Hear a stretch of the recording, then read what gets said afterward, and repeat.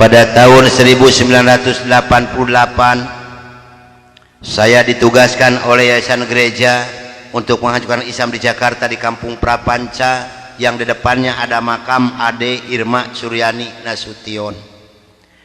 Dulu yang mengambil gelar doktor teologi yang diwisuda di Boston Amerika ini dari Indonesia ini hanya 3 orang. Yang pertama adalah saya, yang kedua Dr. Cornelis yang menembak kaki dan dada saya, yang ketiga Dr. Johan yang memukuli saya pakai besi panas dan kursi rotan sehingga tulang punggung saya 13 yang patah untuk mengenal Islam. Kebetulan di Indonesia ini saya ditunjuk sebagai ketua misionaris internasional dalam dan luar negeri. Saya memegang wilayah Jawa Barat. Yang pertama di Sukabumi di Cikembar di belakang 310. Yang kedua di Majalengka di Pasir Malati. Dulu waktu bupatinya si Jaelani. Dulu saya membuat sekolah Alkitab yang terbesar itu di Talaga, tapi ditolak ke masyarakat. Dipalingan besi-besina sehingga si Jaelani ini bupati ini dipanggil oleh besan saya si Murdani. Saya harus memberikan uang 115 juta. Diberikanlah oleh saya ke Jaelani, maka diberikan izin yaitu di Pasir Malati. Uninga Bapak Pasir Malati nu kahandap. Nah, itu rumah sakit leres Pak. Yang ke bawah itu kebanyakan datangnya dari NTT. Si Apin betul Pak. Betul si Apin. Datangnya kebanyakan dari itu, sayalah Pak yang membuatnya.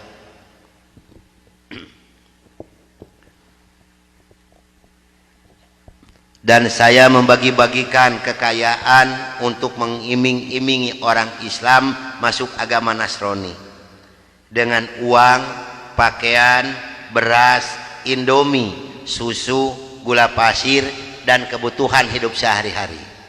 Maka jangan salah, kalau ada orang Islam yang menggadaikan akidahnya masuk agama Nasrani, ini urusannya bukan keimanan, tapi urusannya beteng bising tenyatu. 26 provinsi saya jelajahi ke pelosok-pelosok desa untuk menjajakan agama saya door to door. Dulu tugas saya untuk menghancurkan Islam yang pertama adalah Pulau Jawa, Jawa Barat, Jawa Tengah, Jawa Timur. Yang kedua Kalimantan, yang ketiga Pulau Sumatera, yang keempat Sulawesi. Yang paling harus hancur oleh Nasrani yang dibina di Amerika ini, yang dikasih tanda merah adalah Jawa Barat. Kenapa Jawa Barat yang harus hancur pertama? Karena Jawa Barat adalah basis pasan. Mangga ibu serang bapak milarian ke Jawa, ke Sumatera, ke mana ayah henteu pasantren juga di Jawa Barat. Mual ayah di Jawa Barat ke gunung-gunung, ke leuweung tos seueur pasantren, betul. Di Jawa aya ge ararageng, jeung orang Jawa mah gado-gado. Sakeluarga agamana 4 macem. Karena orang Jawa mah tos ditipu kayak dengan Nasrani, diolo akidahna nyata ku kiju jeung roti. Maka orang Jawa diberikan hadiah oleh Belanda satu negara, yaitu negara Suriname. Itu orang Jawa sadar termasuk kulit turunan orang Solo. Itu hadiah dari Belanda. Begitu saya punya tugas menghancurkan Islam di Jakarta, terbentuklah satu rombongan 15 orang, termasuk di dalamnya saya, Dr. Cornelis dan Dr. Johan. Berangkatlah dari Bandung jam 12 malam dengan sebuah kendaraan kijang. Yang pegang setir di sebelah kanan saya adalah Dr. Cornelis. Dulu tugasan untuk menghancurkan Islam ini, saya mohon maaf pada ibu dan bapak yang hadir malam ini, barangkali ada yang kampung halamannya saya sebut, saya mohon maaf yang sebesar-besarnya. Sayalah orangnya yang dulu pada tahun 82 mengasuhkan umat Islam, membuat gereja di Cipatujah, Tasikmalaya, di Kampung Muncang Kohok, dan di Cineam, di Kabupaten Kuningan, di Cigugur, di Cisantana dan Sukamulya. yang membuat rumah sakit Kawaluyaan dan membuat Guha Maria adalah saya. Di Kabupaten Indramayu, Kampung Eretan dan Kampung Haurgelis, di Kabupaten Ciamis, di Panawangan, di Cisuru dan di Cikupa, di Kabupaten Cianjur, di Ciranjang, Palalangon, Pasinangka, Gunung Halu, Calincing, di Kabupaten Subang, di Pamanukan, di Banten, di Malingping, di perbatasan antara Cikijing dengan Majalengka, di Kampung Subang, itu apa namanya, anu kakanan panu aya masjid itu Agung Gumelar, itu saya membuatnya Pak. Di Kabupaten Bandung, di Banjaran, di Arjasari dan di Gambung Ciwidey. Namun alhamdulillah setelah saya diberikan taufik dan hidayah oleh Allah Subhanahu wa taala, saya belajar dan kembali saya mengajar mereka agar mereka kembali ke jalan yang benar, kepada agama yang Allah ridhoi. Inna dina indallahil. Saya mohon bantuan doa dari ibu dan bapak yang hadir malam ini agar saya diberikan kekuatan oleh Allah Subhanahu wa taala. Karena yang paling sulit untuk disampaikan kembali oleh saya, maaf, 2 kabupaten. Yang pertama Kabupaten Kuningan di Cigugur, ini sekitar 45% lagi. Insya Allah tanggal 16 kalau tidak salah, sekarang ada pengajian ke sana. Di sana sudah ada bangunan, sekarang ada sekolah tinggi ilmu Al-Quran, madrasah sanawiyah aliyah. Kalau di bawah gereja, di atas masjid. Di atas gereja, di bawah masjid di Kuningan ini Pak. Perkembangannya sudah bagus, tinggal 45% lagi. Yang kedua di Cianjur, di Ciranjang.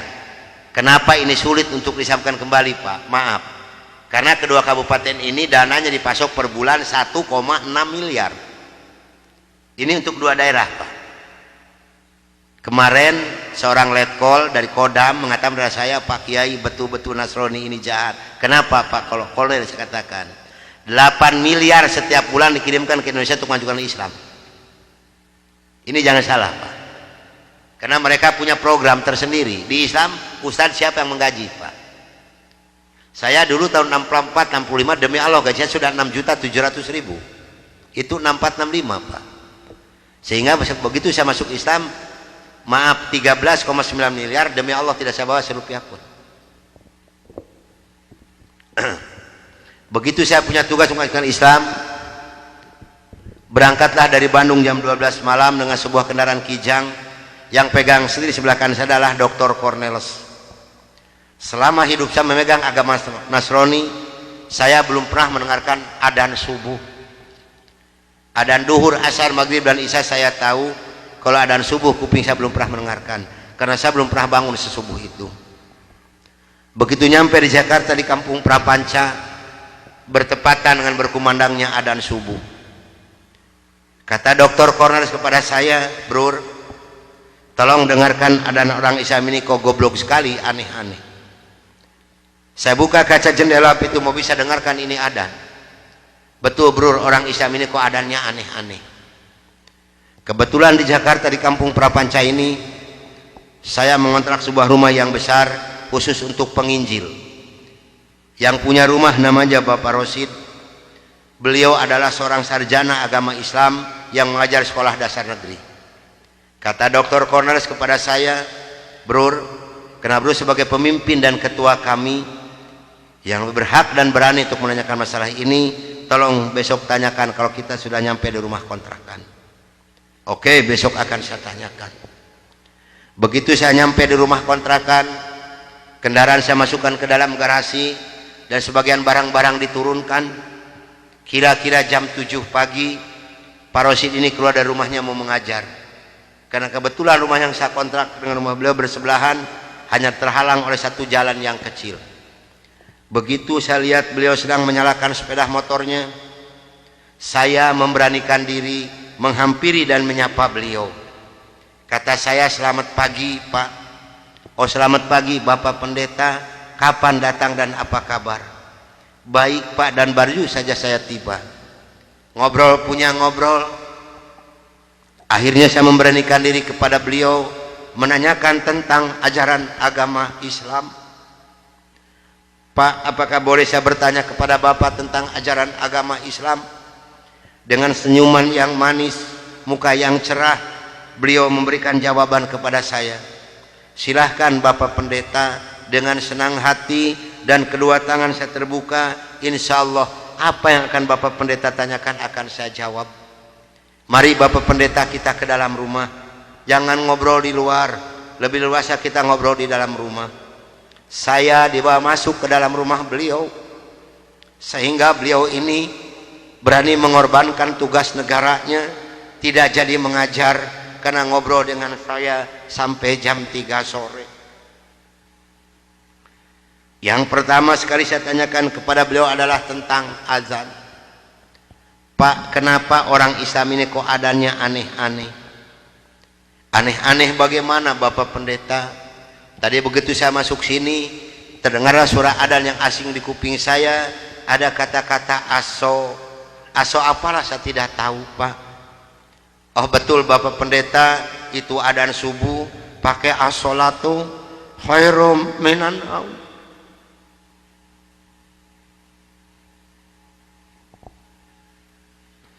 Apa artinya, Pak? Beliau memberikan jawaban kepada saya, lebih baik sholat daripada. Bukan semakin tertarik kepada Islam, tidak, tapi saya semakin membenci. Kenapa? Karena iri di dalam hati saya. Kenapa orang Islam ini berani meninggalkan tidurnya untuk melaksanakan ibadat pada Tuhannya dengan kata-kata yang ada di adzan ini? Maka timbullah kata-kata yang keluar dari mulut saya yang sangat dan sangat menyakitkan Bapak Rosi dan umat Islam yang lainnya. Kata saya, kalau begini orang Islam ini lebih goblok lagi, kapan molornya kalau sholat melulu? Dulu sebelum saya mengenal kepada Islam, banyak sekali yang beliau terangkan kepada saya tentang ajaran agama Islam, dan akhirnya beliau memberikan satu Al-Quran dengan terjemah produksi Departemen Agama. Kata beliau kepada saya, ini untuk Bapak Pendeta kalau memerlukan, tapi kalau tidak tolong kembalikan kepada saya. Saya terima ini Al-Quranul Karim. Kira-kira jam 3 lebih saya keluar dari rumah beliau, masuk rumah kontrakan saya. Begitu saya nyampe di rumah kontrakan, saya langsung ditegur oleh rekan-rekan saya, termasuk oleh Dr. Cornelis dan Dr. Johan. Dari mana Brur, kok dari pagi sampai sore begini baru pulang? Sedangkan jam 4 sore ini Brur harus memimpin kami untuk membawa umat Islam yang ada di kampung Prapanca ini. Maka saya katakan kepada rekan saya bahwa saya sudah menanyakan tentang azan dan saya diberikan satu Al-Quran ini. Ini ditertawakan semua oleh rekan saya. Seharusnya sore itu saya memimpin penginjilan, entah kenapa saya ini malas sama sekali untuk melaksanakan tugas. Mungkin ini sudah jalan dari Allah Subhanahu wa taala. Maka saya punya tugas, saya serahkan kepada Dr. Cornelis dan Dr. Johan. Brur, tolong pimpin misi kita ini, tolong pimpin penginjilan kita ini, bawa umat Islam sebanyak-banyak yang ada di kampung Prapanca ini, dan ini dananya 16 juta, tolong bagikan kepada mereka. Pakaian, beras, indomie, susu, gula pasir, dan kebutuhan hidup sehari-hari yang sudah tersedia di dalam kendaraan, silahkan Bro bagikan, harus tepat pada sasaran. Berangkatlah rekan saya 14 ini menjajakan agama door to door dengan bermodalkan uang 16 juta, pakaian dan kebutuhan hidup sehari-hari. Saya hanya di rumah sendiri sambil melihat-lihat luarnya Al-Quran, karena saya belum hafal huruf Arab, yang saya baca hanya terjemahnya saja. Begitu saya akan membuka Al-Quran, terlebih dahulu saya berdoa dulu pada Tuhan saya yang saya yakini dulu. Bapa di dalam surga, dalam nama Tuhan Yesus Kristus, saya datang di bawah kaki-Mu Tuhan. Saya mohon petunjuk dan pertolongan daripada-Mu Tuhan. Tolong celikan mata hati saya dan bukakan mulut saya. Tolong celikan mata penglihatan saya dan bukakan alat pendengaran saya. Saya akan membaca kitabnya orang-orang kafir. Tapi semakin saya berdoa pada Tuhan saya,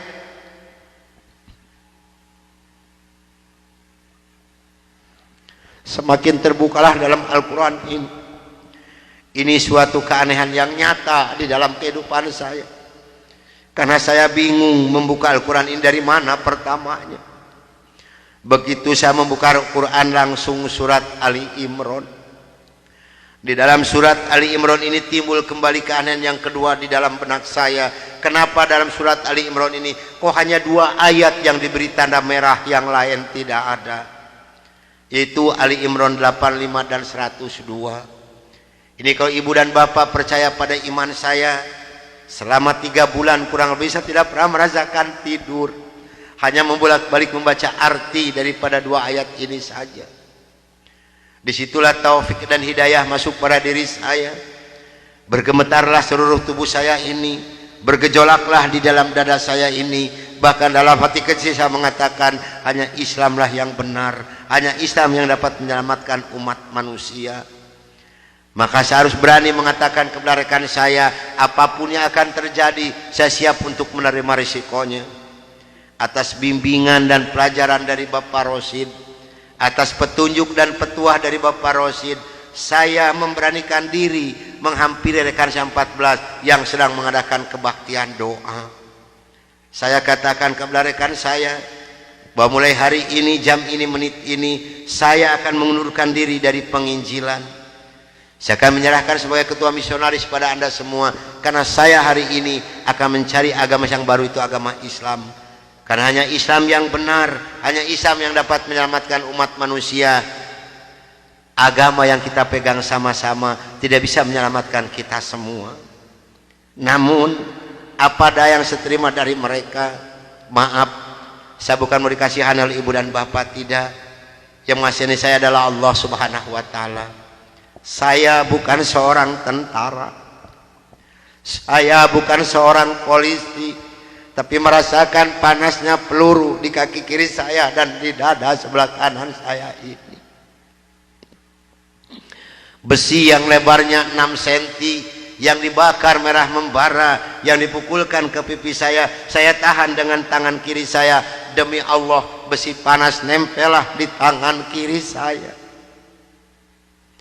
Lalu saya ditengkurapkan, kepala saya diinjak oleh 3 orang.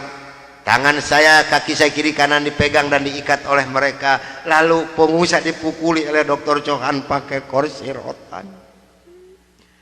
13 tulang punggungnya patah untuk mengenal Islam. Kalau menurut logika manusia, saya ini harus sudah meninggal dunia. Tapi Allah Maha di atas Maha, Allah mempunyai rencana lain untuk saya. Atas izin dan karunia Allah yang diberikan kepada saya bisa lolos dari pembunuhan rekan-rekan saya.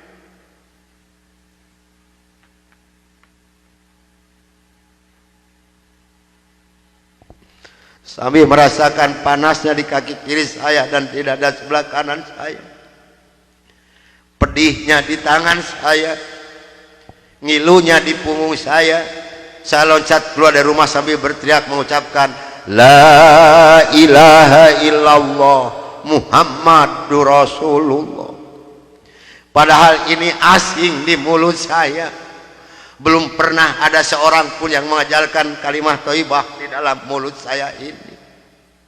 Belum pernah sekalipun saya belajar kalimat thayyibah di dalam mulut saya ini. Ini maunah yang pertama Allah berikan melalui mulut saya. Dan alhamdulillah saya mendapatkan pertolongan dari seorang cim-cim yang beragama Buddha.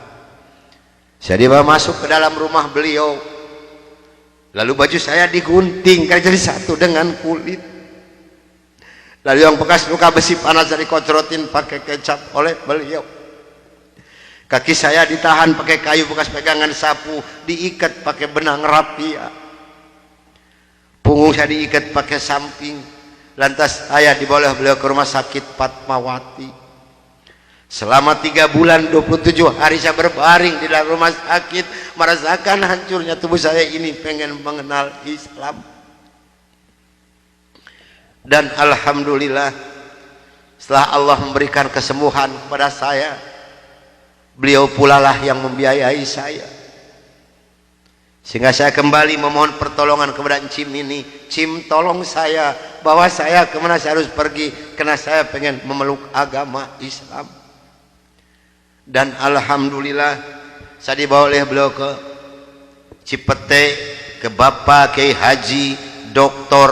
Idam Khalid, saksi yang masih hidup yang membina kesama. Yang pertama adalah Bapak Hamjahas. Maka kata beliau kepada saya, kalau Anda pengen masuk Islam yang kapah dan istiqomah, Anda jangan dulu mengenal Al-Quran, Anda jangan dulu mengenal sholat, tapi Anda harus dulu mengenal isi daripada dua kalimat syahadat yang barusan Anda ucapkan. Alhamdulillah selama 3 bulan kurang lebih saya dibina oleh beliau untuk mengartikan isi daripada dua kalimat syahadat. Barulah saya marifatullah. Disinilah nikmatnya iman dan nikmatnya ibadah yang saya rasakan sampai detik ini. Lalu saya suruh pulang dulu oleh beliau karena saya masih mempunyai keluarga, itu anak dan istri. Ternyata keluarga saya telah mendapatkan laporan dari Kansa 14 dan dari Dewan Gereja Indonesia bahwa saya telah murtad masuk agama Islam. Begitu saya nyampe di rumah saya lihat dengan mata kepala saya sendiri, pakaian saya, ijazah saya, semua dibakar oleh putri-putri saya dan istri saya di hadapan mata saya. Dan alhamdulillah saya diselamatkan dari maut yang kedua oleh Allah Subhanahu wa ta'ala. Begitu putri-putri saya menyiramkan minyak kelapa panas ke muka saya masih diselamatkan oleh Allah. Minyak kelapanya tumpah di punggung saya. Ini adalah darah daging saya sendiri yang menganiaya saya, bukan orang lain. Lalu kepala saya dilempar pakai cobek, dipukuli pakai setikasti, sampai saya diusir caci maki dengan kata-kata yang sangat keji yang keluar dari mulut darah daging saya sendiri. Nyah, engkau di hadapanku anjing, setan, babi, iblis, jangan menginjak rumah ini, haram rumah ini kau diinjak oleh setan dan iblis macam kau. Ini adalah darah daging saya sendiri, bukan orang lain. Dan alhamdulillah begitu saya meninggalkan rumah tangga saya hanya pakai pakaian satu setel yang nempel di badan saya yang penuh dengan minyak kelapa panas. Harta kekayaan berlimpah luah demi Allah tidak saya bawa serupiah pun, karena saya pengen masuk Islam yang kapah dan istiqomah. Saya harus samina wa atona. Jangankan harta kekayaan yang berlimpah luah, putri-putri saya pun yang 3 saya putuskan. Mulai detik ini Anda bukan darah daging saya bukan bapak Anda, dan Anda bukan putri-putri saya. Titik sampai di sini. Jangan ada lagi pertalian darah antara Anda dengan saya. Kenapa saya putuskan kepada putri-putri saya yang 3? Karena saya takut besok atau lusa saya meninggal dunia, bagaimana tanggung jawab saya di hadapan Allah Subhanahu wa ta'ala. Maka alhamdulillah sudah hampir 22 tahun lebih ini saya belum pernah dipertemukan dengan batang hidungnya. Namun alhamdulillah, biarpun putri-putri saya tidak yang ikut satu pun, Allah telah memberikan kebahagiaan kepada saya pada saat sekarang ini. Kebahagiaan yang Allah berikan kepada saya tidak bisa ditukar dengan sesuatu apapun yang ada di dunia ini. Sekalipun emas berlian sebesar gunung tidak mungkin bisa menukarkan kebahagiaan yang Allah berikan kepada saya. Kenapa? Karena rekan saya yang 14 yang dulu menganiaya saya, yang dulu membunuh saya, alhamdulillah sekarang sudah masuk Islam semua. Sekarang sedang jihad fisabilillah, sedang membela agama Allah, yaitu siar agama Islam di daerah-daerah Nasrani. Itu yang pertama di Papua Barat di Manokwari, yang kedua di NTT Kampung Kalabai Kabupaten Alor, yang ketiga di Kalimantan Tengah di Sampit. Saya mohon bantuan doa dari ibu dan bapak yang hadir malam ini agar saya dengan rekan saya diberikan kekuatan oleh Allah Subhanahu wa ta'ala. Kalau ibu dan bapak pengen tahu dakwah Islam daerah Nasrani, demi Allah ini tantangannya adalah nyawa. Saya pun di Manokwari sedang menanak nasi, Pak, Bu. Kalau Allah sudah mengizinkan saya harus meninggal, saya dipanah, ini kemaluan saya. Allah belum menghendaki saya untuk meninggal, hanya 3 cm jaraknya di panah. Sedangkan panah di Manokwari demi Allah bukan 1,20 meter panjangnya, tapi 1,60 meter panjangnya. Ujungnya sudah pakai racun. Ini perjuangan membela agama Allah darah Nasrani. Alhamdulillah perkembangan Islam di daerah Manokwari. Padahal Manokwari ini akan dijadikan kota Injil. Kalau Manokwari sudah jadi kota Injil, yang pertama tidak boleh ada adzan berkumandang, tidak boleh mendirikan masjid, tidak boleh ada perempuan yang berjilbab. Alhamdulillah di sana ada 297 orang yang masuk agama Islam, termasuk orang yang memanah saya. Kemarin tanggal 17 Desember saya baru selesai membuat masjid. Dari mana biayanya? Dari hasil pengajian saya. Saya mohon bantuan doa, karena kadang-kadang rekan saya di sana, Pak, maaf, 10 hari lebih tidak pernah ketemu nasi. Yang dimakan oleh rekan saya singkong direbus, yang penting terganjal perut, karena sulit mencari dana untuk dakwah di Islam ini. Dari mana makan mereka sehari-hari? Maaf, dari hasil pengajian saya. Karena mereka lepas dari gereja tidak ada santunan apapun. Siapa yang harus bertanggung jawab? Kita inilah sebagai umat muslim. Di Kalimantan Tengah ada 192 orang. Di sana, Pak, demi Allah tidak ada masjid satupun. Gereja ada 9. Paling banyak isi gereja 15 orang. Kalau saya mengadakan sholat berjamaah di Kalimantan ini, pakai kompas di luar, di lapangan. Di atas disiram oleh mereka. Saya hanya bisa berdoa, ya Allah berikan taufik dan hidayah bagi mereka, karena mereka tidak tahu kedatangan saya ini mau apa. Alhamdulillah 4 hari kemudian 8 orang yang masuk agama Islam, maka berjumlah 192 orang yang ibu dan neneknya yang kupingnya pada panjang-panjang. Saya mohon bantuan doa, karena saya sedang membebaskan tanah untuk pembangunan masjid. Mudah-mudahan Allah memberikan jalan untuk saya untuk melunasi tanah di sana, untuk pembangunan masjid di sana. Nah hadirin ikhwatul iman rahimakumullah yang hadir malam ini, barangkali, tapi sebenarnya saya mohon maaf yang sebesar-besarnya, barangkali ibu dan bapak mau ikut berjuang membela agama Allah, menyisihkan sedikit rezeki untuk pembebasan tanah di Kalimantan ini, insya Allah hubungi saya. Tapi yang penting adalah doa, karena doa lebih dulu nyampe di hadapan Allah subhanahu wa ta'ala. Nah hadirin ikhwatul iman rahimakumullah, itulah mungkin tausiah saya yang saya bisa sampaikan malam ini. Mudah-mudahan ada manfaat guna untuk ibu dan bapak. Dan mudah-mudahan yang hadir malam ini kelak di yaumul qiyamah mendapatkan syafaatul ujma dari Kangjeng Nabi besar Muhammad Rasulullah sallallahu alaihi wasallam. Dan mudah-mudahan kita dipertemukan Allah bukan hanya sampai di sini saja, tapi sampai yaumul jaza kita dipertemukan kembali oleh Allah subhanahu wa ta'ala. Akhirul kalam wabillahi taufiq wal hidayah. Wassalamualaikum warahmatullahi wabarakatuh.